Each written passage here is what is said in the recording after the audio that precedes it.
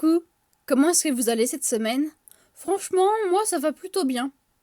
Je vais vous parler de ma semaine, culturellement parlant, de jeudi à mercredi. On va commencer par ce que j'ai lu cette semaine. Il y a un manga et 2 romans.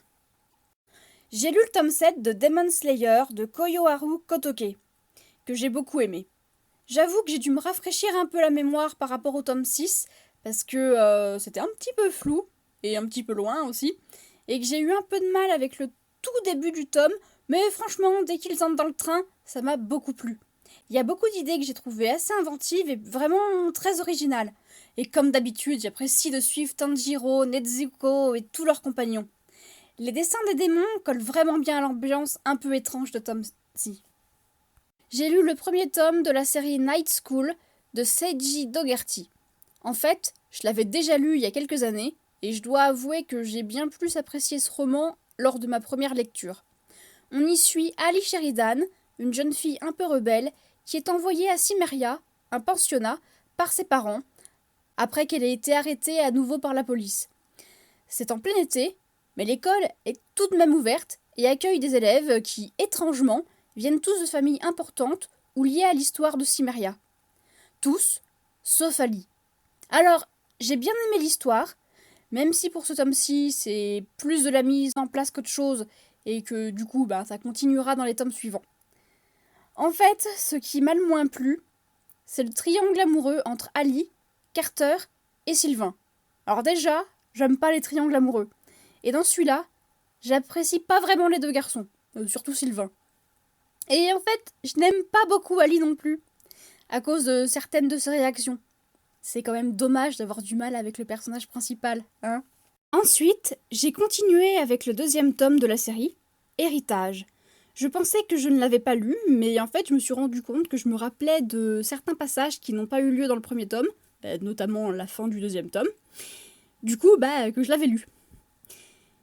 J'ai beaucoup plus aimé celui-là car on entre vraiment dans le vif du sujet, même si concrètement les problèmes du premier sont toujours là, c'est-à-dire le triangle amoureux et le caractère d'Ali qui ne me plaît pas. Franchement, il y a des moments où je la trouvais pas sympa du tout, très plaintive. Bon, faut admettre qu'elle a des raisons de l'être, mais bon, quand même. Et vraiment, le côté très ado de certains passages de l'histoire me gêne, mais je pense que, voilà, je suis tout simplement plus la cible de ce roman.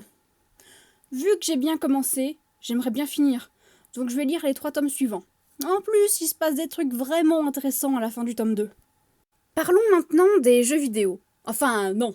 Je devrais dire, parlons du jeu vidéo. Eh oui, cette semaine, je n'ai joué qu'à The Witcher Wild Hunt, sur PS4. D'ailleurs, j'y ai beaucoup joué. En fait, samedi, j'ai pas eu tellement envie, j'ai dû jouer 2 heures max, et donc je me suis bien rattrapé le dimanche, vu que j'ai joué quasiment de 11 heures jusqu'à 22 heures. Alors par contre, j'ai pas trop avancé dans le scénario, encore une fois, parce que voilà, Geralt a fait beaucoup de nage, beaucoup de bateaux, il s'est beaucoup fait attaquer par des sirènes qui voulaient le noyer. Skellige est un endroit très sympathique, vous voyez. Au niveau des quêtes, j'ai surtout fait celle du frère et de la sœur à Skellige. Je sais qu'à un moment, il faut choisir entre les deux, et je pense que mon choix se portera sur Céris, qui est quand même beaucoup plus posé et réfléchi que son frère. Maintenant, je vais vous parler de ce que j'ai regardé cette semaine. Alors, pas de documentaire cette fois, ni même de Disney. Le Ghibli de la semaine a été « Je peux entendre l'océan ». Pour l'instant, je pense que c'est celui qui m'a le moins plu dans tout ce que j'ai vu du studio. On y suit Taku, un lycéen de la ville de Kochi, qui rencontre Rikako, une jeune fille originaire de Tokyo qui est transférée dans son lycée et qui a bien du mal à s'habituer à sa nouvelle ville. Bon, pour faire simple, j'ai pas trop aimé le personnage de Rikako, même si son comportement peut être expliqué par divers facteurs. J'ai plus suivi l'histoire pour l'amitié entre Taku et Yukata, un autre garçon du lycée. C'est, je pense, une histoire sur le passage à l'âge adulte. C'était un film intéressant, mais je ne pense pas que je le reverrai. Sur Netflix, j'ai vu un film d'animation sorti très récemment, La famille Willoughby, et j'ai adoré. C'est un film adapté d'un roman de Lois Lowry et il raconte l'histoire de la famille Willoughby. Dans le passé, c'était une noble famille où tout le monde s'aimait beaucoup. Sauf qu'à l'époque de l'histoire, le père Willoughby donne tellement d'amour à sa femme qu'il n'en a plus du tout à donner à ses 4 enfants qu'il ignore totalement. Les 4 enfants étant Tim, Jane et les Barnabé, des jumeaux. Un jour, les enfants en ont marre de ne pas avoir la vie et la famille qu'ils désirent, alors ils montent un plan pour se débarrasser de leurs parents. Franchement, ce film d'animation est génial, l'histoire est touchante et on s'attache vite aux personnages. Il y a des passages qui sont vraiment tristes et d'autres qui sont très réconfortants. J'ai beaucoup aimé l'animation. C'est vraiment un très bon petit film d'animation pour toute la famille. Ma série de la semaine, et des prochaines semaines, c'est Kaamelott.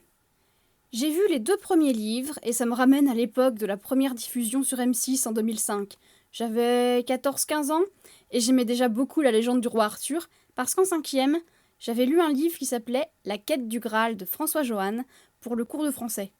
D'ailleurs, dans une de mes bibliothèques, j'ai 2 étagères qui sont presque uniquement consacrées au roi Arthur et à la quête du Graal. Du coup, quand j'ai su qu'une série française sur le roi Arthur allait sortir, j'étais hyper enthousiaste et j'avais trop hâte de voir ça. Et franchement, j'ai pas été déçue. Le premier livre, on peut dire que c'est surtout de la mise en place par rapport aux personnages et aux liens entre eux, de la mise en place de la légende en fait. Dans le livre 2, on voit bien qu'il commence à y avoir une rupture entre Arthur et Lancelot, et c'est super intéressant. J'aime beaucoup le format des premiers livres, surtout des sortes de sketchs, mais j'apprécie également celui des derniers livres, parce qu'il est plus facile de faire une longue histoire. Cela fait un moment que je veux revoir la série, et disons que l'annonce du film et le premier trailer m'a donné envie de le faire. Et vu les bons moments que je passe, c'était une très bonne idée.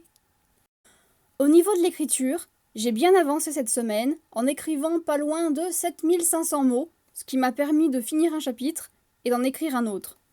Normalement, il ne me reste plus que 7 chapitres pour arriver à la fin de ce tome-ci. Cette semaine, j'ai été assez soulagée parce que j'ai retrouvé des documents par rapport au roman que j'avais perdu, notamment le chapitrage des tomes suivants, ce qui est quand même bien utile. J'ai dépassé les 65 000 mots et les 150 pages. D'ailleurs, j'en ai écrit rien que 90 depuis le début du confinement. Il faut dire qu'à part le week-end, je passe quasiment tous mes après-midi à écrire. J'essaye d'écrire au minimum 500 mots par jour, ce n'est pas beaucoup, mais il y a des fois où l'inspiration n'est tout simplement pas là. Je vais conclure la vidéo là. J'espère que ça vous aura plu et que je vous aurai fait découvrir des choses. À plus!